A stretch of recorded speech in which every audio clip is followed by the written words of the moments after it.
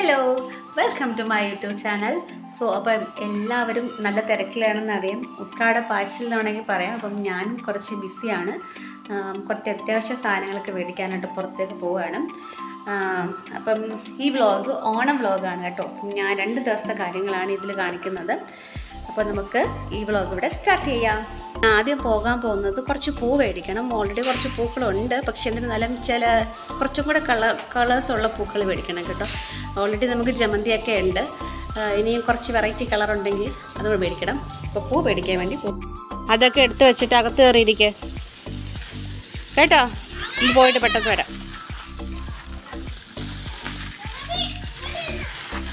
എന്തുവിടെ പരിപാടി?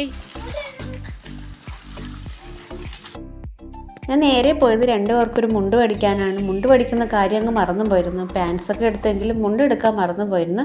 അങ്ങനെ നേരെ പോയി 2 പേർക്കും പറ്റിയ മുണ്ടൊക്കെ വാങ്ങിച്ചു. നമ്മുടെ ഒട്ടിപ്പ് മുണ്ടായതുകൊണ്ട് വളരെ എളുപ്പമാണ്. അങ്ങനെ അത് കഴിഞ്ഞ ശേഷം ഞാൻ നേരെ പോയത് പൂ മേടിക്കാനാണ്. പല കളർ പൂക്കളൊക്കെ മേടിക്കാനാണ് ഞാൻ പോയത്. പക്ഷേ അവിടെ കൂടുതൽ ചെന്നപ്പോൾ കൂടുതലായിട്ടുള്ളത് നമ്മുടെ ജമന്തിയുടെ തന്നെ ഓറഞ്ചും മഞ്ഞയൊക്കെയാണ്. പിന്നെ വാടാമല്ലിയൊക്കെ വളരെ കുറവേ ഉണ്ടായിരുന്നുള്ളൂ. പക്ഷെ ഞാൻ വാടാമല്ലിയൊന്നും വാങ്ങിച്ചില്ല. പക്ഷെ അതിനൊക്കെ ഭയങ്കര വിലയായതുകൊണ്ട് ഞാനതൊന്നും വാങ്ങിച്ചില്ല. കുറച്ച് പൂക്കൾ മാത്രം വാങ്ങിച്ചിട്ട് ഞാൻ അവിടുന്ന് തിരിച്ചു പോരുന്നു. അങ്ങനെ പൂവൊക്കെ വാങ്ങിയിട്ട് തിരികെ വന്നപ്പോൾ ഞാൻ 2 പേർക്കും കൂടെ ഒരു അടിപൊളി പണിയാണ് കൊടുത്തത് കേട്ടോ. കാരണം വെള്ളത്തിൽ കളിക്കാൻ ഭയങ്കര ഇഷ്ടമാണ് ധ്രുവസന ദേവയ്ക്കും. അപ്പോൾ ഞാൻ പറഞ്ഞെങ്കിൽ പിന്നെ 2 പേർക്കും കൂടെ നമ്മുടെ വണ്ടി കഴുകിക്കോളെന്ന് പറഞ്ഞ് 2 പേരും വണ്ടി കഴുകാൻ കൊടുത്തു. പിന്നെ അവർ ആസ്വദിച്ച് അങ്ങോട്ടും ഇങ്ങോട്ടും ഒക്കെ വെള്ളമൊക്കെ അങ്ങോട്ടും ഇങ്ങോട്ടൊക്കെ ഒഴിച്ച് എന്തായാലും എനിവേ വണ്ടി കഴുകി തന്നു. ഓണമായാൽ പിന്നെ പൊട്ടാസും തോക്കുകയും അതൊരു പ്രത്യേക ഒരു വൈബാണല്ലേ. അതിന് എത്രയൊക്കെ ജനറേഷൻ കഴിഞ്ഞാലും എല്ലാവരും ഇപ്പോൾ 90s ആണെങ്കിൽ 80s ആണെങ്കിൽ 2K ആണെങ്കിൽ ഒന്നിച്ച് ആസ്വദിച്ച് ചെയ്യുന്നൊരു സംഭവമാണ് കേട്ടോ. അതൊക്കെ കഴിഞ്ഞ് പിന്നെ നാളത്തേക്കുള്ള എൻ്റെ പച്ചക്കറി അരിയൽ അതൊരു വലിയൊരു ടാസ്ക്കാണല്ലോ കേട്ടോ. അപ്പം ഞാൻ നാളത്തേക്ക് വളരെ മിനിമലായിട്ടുള്ള ഐറ്റംസൊക്കെ വെക്കുന്നുള്ളൂ. പ്രത്യേകിച്ച് നമ്മൾ ആരുമില്ല, ഞാനും മക്കളും മാത്രമേ ഉള്ളൂ. പക്ഷേ എന്നിരുന്നാലും എല്ലാ കറികളും വെക്കണമല്ലോ. അവർക്കൊന്നും വേണ്ടെങ്കിൽ പോലും സദ്യയിൽ നമ്മൾ വെക്കുമ്പോൾ ഇലയിലെല്ലാം വിളമ്പണമല്ലോ. അങ്ങനെ ഞാൻ കാര്യമായിട്ടിരുന്ന പച്ചക്കറി അരിയാണ്. ഈ പച്ചക്കറി അരിയുക എന്ന് പറയുന്നത് വലിയൊരു ടാസ്ക് തന്നെയാണ്.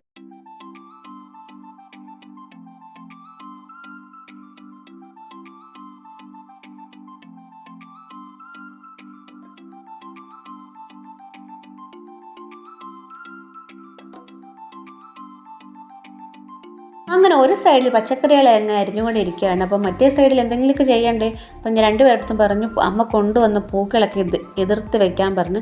അങ്ങനെ മടിയന്മാരാണ്, ചെയ്യുമല്ലോ. കുറേ കഴിയുമ്പോഴത്തേക്ക് പറയും കൈ കഴിക്കുന്നു, ഞങ്ങൾ പോയി TV കണ്ടോട്ടെ, എന്തെങ്കിലും ആവട്ടെ എന്ന് വെച്ച് ഞാൻ കുറച്ച് നേരം ഇരുന്ന് 2 പേരും എന്തായാലും ഹെൽപ്പ് ചെയ്തു. അങ്ങനെ എന്തായാലും പച്ചക്കറികളെല്ലാം അരിഞ്ഞ് വെച്ചിട്ടുണ്ട്. ഇഞ്ചിക്ക് പിന്നെ നമ്മുടെ പച്ചടി, കിച്ചടി, അവിയൽ, തോരൻ, സാമ്പാർ. അപ്പം ഇത്രയാണ് നാളത്തെ എൻ്റെ സദ്യയുടെ വിഭവങ്ങൾ. വളരെ ചെറിയ രീതിയിൽ കുട്ടികൾക്കൊന്നും വേണ്ടെങ്കിൽ പോലും നേരത്തെ പറഞ്ഞതുപോലെ ഇലയിലൊക്കെ വേണമല്ലോ. പിന്നെ അതിനുശേഷം ഞാൻ ഇഞ്ചിക്കറി വെച്ചു. ഇഞ്ചിക്കറി മാത്രമാണ് ഇന്ന് വെക്കുന്നത്.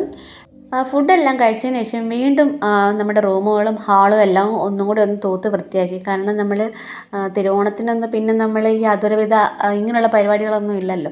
അപ്പോൾ അവിടെ എല്ലാം ഒന്നും കൂടി ഒന്ന് തൂത്ത് വൃത്തിയാക്കി. തൂക്കും തോറും എന്താ ഇത്രത്തോളം സാധനങ്ങൾ എൻ്റെ വീട്ടിലെന്ന് വെച്ചാൽ എനിക്കറിയില്ല.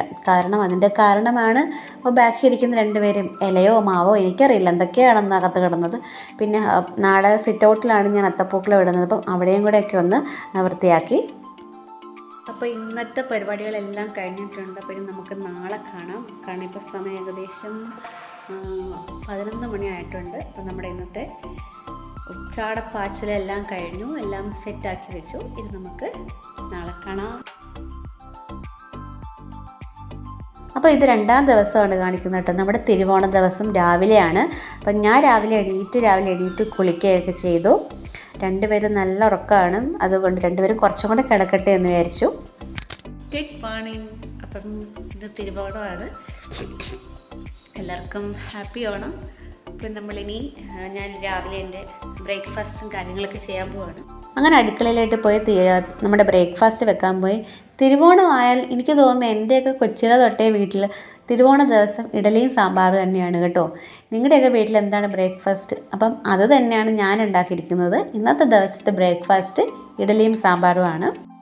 പിന്നീട് അതിന് ശേഷം ഞാൻ പോയത് അത്തപ്പൂക്കളം ഇടാനാണ്. അതൊരു വലിയൊരു ടാസ്ക്കായിരുന്നു. കാരണം ഇങ്ങനെ ഇരുന്ന് കുത്തിയിരുന്ന് അത്തപ്പൂക്കളം ഇടുന്ന, കാരണം ഒറ്റയ്ക്കായതുകൊണ്ട് ഭയങ്കര ബുദ്ധിമുട്ടായിരുന്നു.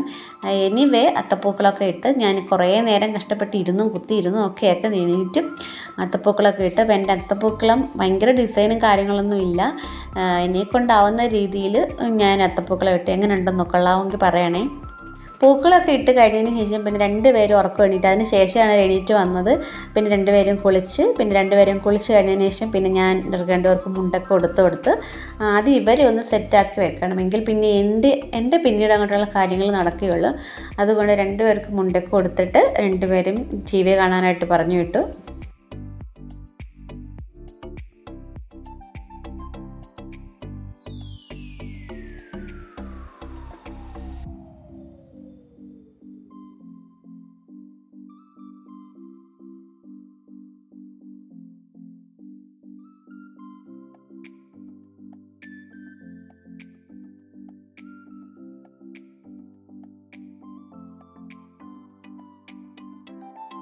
അങ്ങനെ രണ്ട് കുട്ടിപ്പട്ടാളങ്ങളെ ഒരുക്കി ഒരു സൈഡിലോട്ടാക്കിയതിന് ശേഷം പിന്നീട് ഞാൻ ഒരുങ്ങാനായിട്ട് പോയി. ഞാൻ സെറ്റ് മുണ്ടാണ് എടുക്കുന്നത്. എനിക്കെന്തോ ഭയങ്കര ഇഷ്ടമാണ് സെറ്റ് മുണ്ടും. സെറ്റ് സാരിയെക്കാട്ടും എനിക്ക് കൂടുതലിഷ്ടം സെറ്റ് മുണ്ടുമാണ്. അങ്ങനെ ഞങ്ങൾ ഒരുങ്ങി റെഡി ആയിട്ടുണ്ട്. നമ്മളിനി നേരെ പോകുന്നത് ചുറ്റുമല അമ്പലത്തിലേക്കാണ്.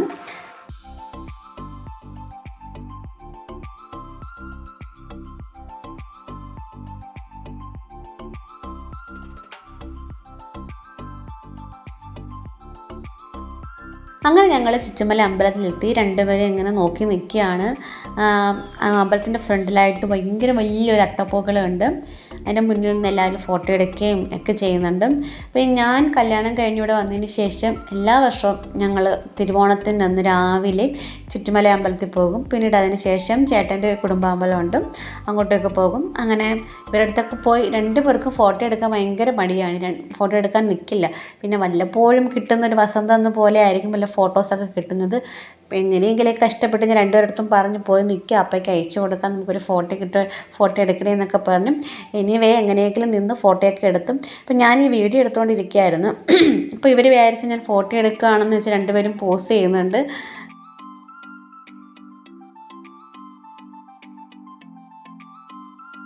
ഞങ്ങൾ അമ്പലത്തിലൊക്കെ പോയിട്ട് വന്നു. ബ്രേക്ക്ഫാസ്റ്റ് ഒക്കെ കഴിച്ച് ഇനി നമുക്ക് സദ്യയുടെ ഓരോ കാര്യങ്ങളിലേക്ക് കിടക്കാം. കുട്ടികളൊക്കെ അവിടെ നിന്ന് സദ്യയൊക്കെ കഴിക്കുന്നു. ഇനി നമുക്ക് ഓരോന്ന് വെക്കാനായിട്ട് പോവാം.